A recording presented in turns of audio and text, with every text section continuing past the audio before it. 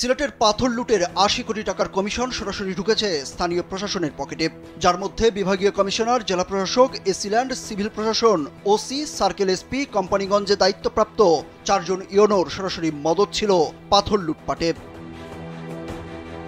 Truck প্রতি ৫,০০০ এবং নৌকা প্রতি ৫০০ টাকা যেত ইওনোর পকেটে। এই লুটের টাকার ভাগ পেতেন এসিল্যান্ডও। ট্রাক প্রতি ১০,০০০ নিতেন ওসি, যার ভাগ পেতেন সার্কেল এসপি ও এসপি। পুলিশের ভাগের টাকা আদায় হতো সোর্স এবং ৬ বিট অফিসের কর্মকর্তাদের মাধ্যমে। পাথর লুটপাটে যেন অভিযান চালানো না হয় সেই শর্তে টাকার ভাগ পেত সিভিল প্রশাসনও।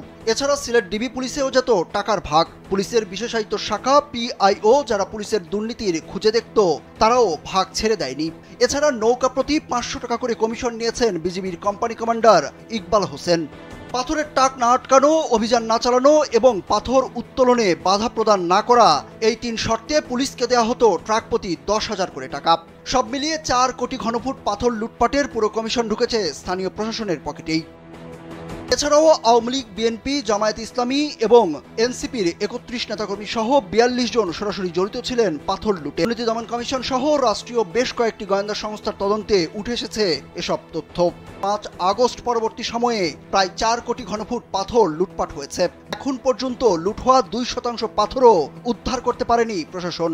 ব্যাপক সমালোচনার মুখে জড়িতদের শনাক্তে তদন্তে নামে রাষ্ট্রীয় একাধিক গোয়েন্দা সংস্থা। সেসব সংস্থার তদন্ত অনুসন্ধানে উঠে এসেছে চাঞ্চল্যকর সব তথ্য। দুর্নীতি দমন কমিশনের প্রতিবেদনে বলা হয়েছে, স্থানীয় প্রশাসন এবং প্রভাবশালী ব্যক্তিবর্গের ইন্ধন ও সরাসরি সম্পৃক্ততায় রাষ্ট্রীয় সম্পদ তথা কয়েক শত কোটি টাকা মূল্যের পাথর উত্তোলন করে তা সরিয়ে নেওয়া হয়েছে। ট্রাক পাথরের দাম পড়ে ৯১,০০০ টাকা। এখান থেকে ট্রাক প্রতি ১০,০০০ টাকা যেত জেলা প্রশাসন, উপজেলা প্রশাসন এবং স্থানীয় ওসি, এসপি সহ থানা পুলিশ ও ডিবির পকেটে। এর মধ্যে ভাগ পেতেন জেলা প্রশাসক স্বয়ং নিজে, ইওনো, এসিল্যান্ড ও তহসিলদার। এদিকে তদন্তে সিলেটের জেলা প্রশাসক মোহাম্মদ শের মাহবুব মুরাদের সংশ্লিষ্টতার প্রমাণ মিলেছে। এছাড়া পাথর লুটে সরাসরি ৪ জন ইওনো জড়িত। তারা হলেন উপজেলা নির্বাহী অফিসার আজিজুন্নার, মোহাম্মদ আবুল হাসনাত, উর্মি রায় ও আবিদা সুলতানা।